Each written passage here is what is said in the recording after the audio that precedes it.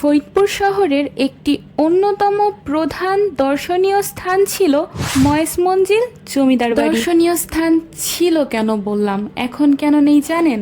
কারণ আগে এখানে অনেক পর্যটকদের ভিড় জমতো, তারা আসতো, ছবি তুলতো। এখানে তো বিয়ের ফটো সেশনও হয়েছে, কিন্তু এখন আর তা করা সম্ভব না। কারণ এখন এই বাড়িটিতে জমিদার ময়েজউদ্দিনের বংশধরেরা বসবাস করে।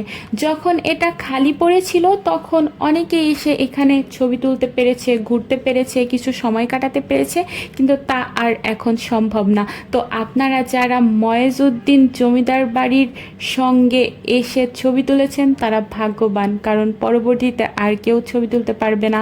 সেটা আমি জানতে পারলাম এখানকার সিকিউরিটির কাছ থেকে। আজ এই পর্যন্তই। ধন্যবাদ সবাইকে।